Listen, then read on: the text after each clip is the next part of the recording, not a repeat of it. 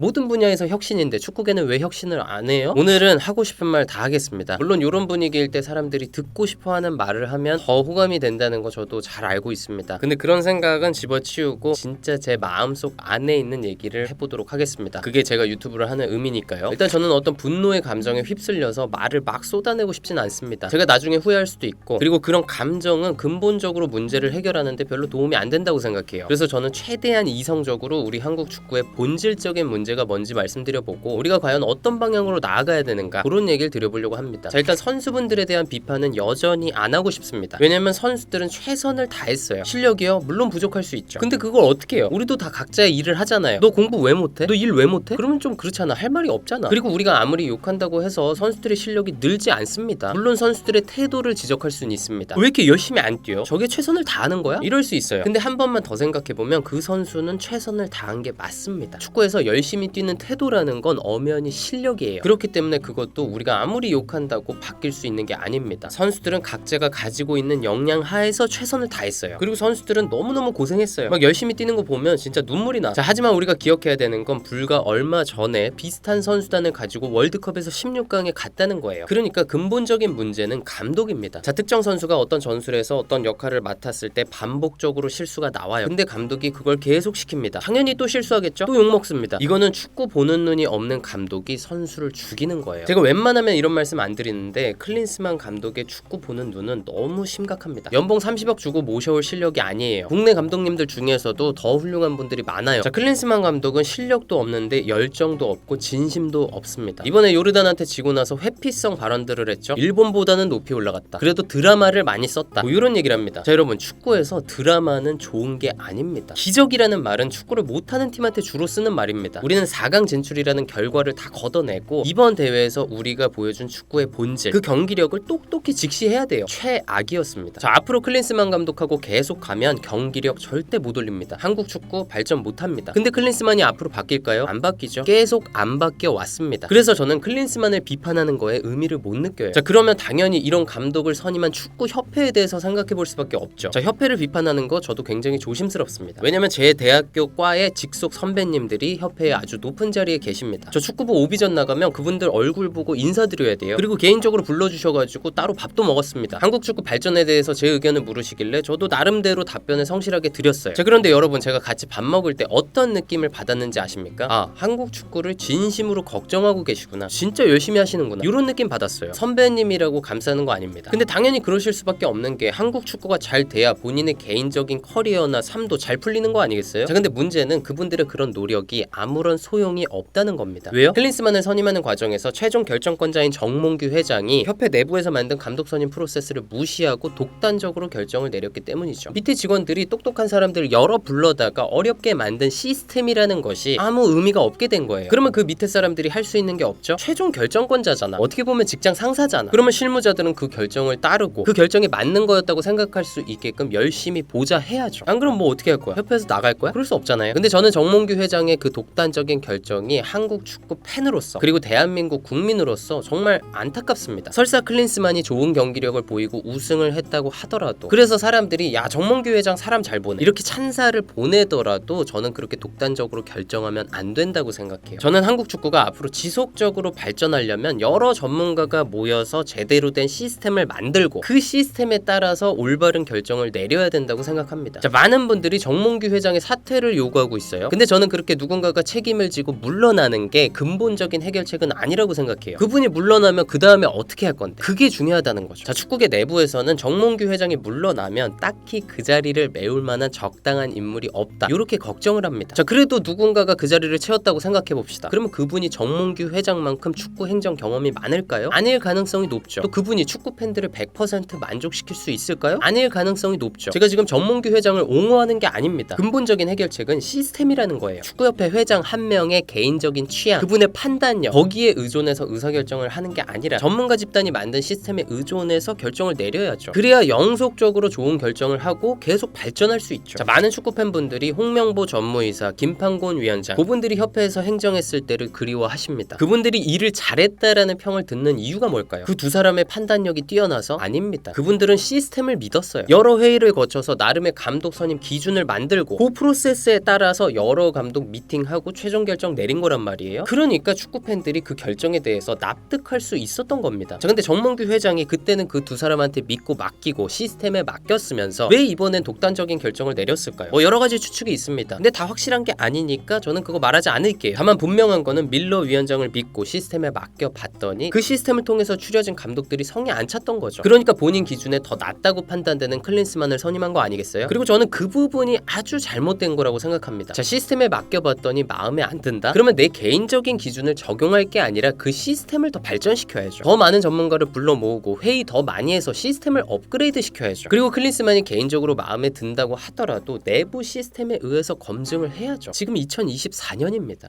제가 재밌는 얘기 하나 해드리겠습니다. 얼마 전에 아마존의 CEO인 제프 베조스가 아마존에서 미팅을 어떻게 하는지 설명하는 영상을 봤어요. 일단 거기는 미팅을 준비하는 사람이 PPT를 안 만든대요. 왜 안 만드냐? 베조스 말이 PPT는 주요 키포인트만 툭툭툭 찍어서 만들면 되니까 논리적인 허점이 너무 많다는 거야. 그래서 미팅을 준비하는 사람이 무려 2주 동안 A4 용지 6장 분량의 글을 쓴대요. 지금 우리의 문제가 뭔지, 이 미팅을 통해서 우리가 어떤 해결책을 도출해내야 하는지 아주 논리정연한 글. 자, 그리고 미팅 시간이 되면 모든 참가자들이 미팅룸에 모여요. 그리고 30분 동안 다 같이 아무 말도 안 하고 그 글을 읽는답니다. 그리고 나서 회의를 시작한대요. 베조스가 그렇게 다 같이 읽는 시간을 가지는 이유에 대해서 뭐라고 설명을 하냐? 모든 사람들이 너무 바쁘다는 거예요. 그래서 그 글을 제대로 읽을 시간이 없대. 그러다 보니까 사람들이 회의에 와서 읽은 척을 하거나 아니면 다른 사람 얘기 들으면서 종이 보면서 부랴부랴 내용 파악을 대충 한다는 거예요. 그러면 미팅의 생산성이 너무 떨어진다는 거지. 그래서 다 같이 그걸 제대로 읽는 시간을 가지고 나서 회의를 한다는 거예요. 그러면 대화의 수준이 엄청 높아진대요. 어마어마한 해결책들이 나온대요. 제가 요 얘기를 듣고 뭘 느꼈는지 아십니까? 아, 이런 사람들이 괜히 전 세계를 지배하는 게 아니구나. 정말 이 미팅이라는 시스템의 허점을 하나도 안 놓치는구나. 이런 걸 느꼈습니다. 그리고 결정적으로 제프 베조스라는 CEO는 시스템에 의존해서 결정을 내리려고 하는 사람이구나. 솔직히 그렇잖아요. 자기 개인 취향대로 자기 판단력대로 판단할 거면 미팅 시스템을 그렇게 정교하게 바꿀 필요가 없잖아요. 똑똑한 사람들의 진짜 의견을 100% 끌어내서 의사결정에 반영하려고 하는 거잖아요. 너무 합리적이잖아. 자, 그리고 여러분, 스티브 잡스도 자기가 만든 애플이라는 회사에서 쫓겨났습니다. 그게 시스템의 힘이죠. 그 시스템 덕분에 애플은 스티브 잡스가 떠난 지 오래됐지만 여전히 전 세계 시가총액 2위예요. 저는 우리 대한축구협회도 그런 식으로 일을 했으면 좋겠습니다. 어떤 훌륭한 한 사람의 판단력이 아닌 시스템으로. 자, 제가 최근에 중국 축구의 문제점을 다룬 영상을 올렸었어요. 근데 솔직히 만들면서 많이 놀랬습니다. 왜 놀랬냐? 우리나라랑 너무 비슷해서요. 프로 선수들의 승부 조작, 어른들이 유소년 선수들한테 일부러 지라고 시키는 거, 유소년 팀 감독한테 자기 아들 좀 띄켜달라고 돈 찔러 넣는 거. 불과 몇 년 전에 우리나라가 그랬습니다. 자, 그리고 우리 축구협회는 승부 조작을 한 분들을 사면하려고까지 했어요. 승부 조작은 축구라는 스포츠의 근본적인 가치를 돈에 팔아먹는 행위입니다. 그런 행동을 한 분들을 사면한다? 그거는 미래의 승부 조작범들한테 용기를 주는 거죠. 자, 그래요. 100번 양보해서 시간이 많이 지났죠. 그리고 그들도 처음이니까 그 심각성을 잘 몰랐을 수 있죠. 근데 적어도 팬들한테 의견을 먼저 물어봤어야 돼요. 팬들이 축구라는 스포츠의 기반이니까. 팬들한테 의견을 묻지 못했더라도 적어도 팬들을 눈속임하려고 A매치 할 때 그 소식을 스리슬쩍 그렇게 알리면 안 됐습니다. 저는 그런 게 축구 팬이 아니라 대한민국 국민으로서 조금 안타깝고 솔직히 부끄러워요. 자, 협회가 외국인 감독을 선임할 때마다 하는 말이 있습니다. 유럽 탑 클래스 감독들의 연봉을 맞춰주기가 너무 힘들다. 그 얘기 들을 때마다 너무 안타까워요. 저 진짜 농담 아니고 진지하게 우리 축구 팬들이 모금을 해가지고 그런 감독의 연봉을 충당하는 거 어때요? 왜냐면 우리 축구 팬들 한국 축구 정말 사랑합니다. 이렇게 분노하는 것도 애끼니까 분노하는 거예요. 우리가 축구 잘할 때는 또 얼마나 자랑스러워했습니까? 우리 축구 팬분들은 하물며 저 같은 핫바지한테도 라이브 때 슈퍼챗을 싸줘요. 근데 좋은 감독 데려온다고 하는데 돈이 부족하다. 아, 그러면 조금씩 안 내시겠어요? 일단 저는 500만 원 내겠습니다. 그리고 더 낼 의향도 있어요. 물론 와이프 허락을 받아야 됩니다. 아니면 미국의 유튜버 미스터 비스트가 기업의 스폰을 받아가지고 좋은 일 하고 그걸로 콘텐츠 만들고 그 콘텐츠에서 돈 지원해준 회사 확실하게 홍보해주고 그런 선순환 구조를 만든 것처럼 우리 또 해볼 수 있지 않을까요? 자기 회사를 알리고 싶은 기업이 국대 감독의 연봉을 조금 충당하고 유튜버들은 그런 콘텐츠 만들고 그러면 다 같이 즐겁지 않을까요? 협회는 지금 축구 팬분들의 분노를 외면하면 안 될 것 같습니다. 모든 스포츠는 팬이 기반이죠. 이렇게 많은 분들이 축구에 관심을 가지기 때문에 협회가 기업으로부터 스폰을 받는 거 아닙니까? 만약에 팬들이 등을 다 돌리면 시장도 쪼그라들 거고 기업도 스폰 안 할 거고 그러면 협회도 진짜 힘들 수도 있잖아요. 팬들의 말을 무조건적으로 들어달라 이런 얘기가 아닙니다. 회장이 바뀌든 위원장이 바뀌든 계속해서 좋은 결정을 할 수 있도록 조치를 뭔가 취해 달라는 거죠. 자, 여러분, 저는 축구를 진짜 좋아합니다. 어릴 때 맨날 축구했고 축구 감독이 되는 걸 제 일생의 꿈으로 여겼어요. 그래서 영국에 혼자 가서 안 되는 영어로 비벼본 거 아닙니까? 축구 축구는 제 인생의 거의 모든 겁니다. 저는 제 나라의 축구에 자부심을 갖고 싶어요. 또 이렇게 다 같이 와 냄비처럼 화내다가 푹 식고 결국 아무 발전 없고 아무 변화 없고 계속 퇴보하고 그러지 않았으면 좋겠습니다. 한국 축구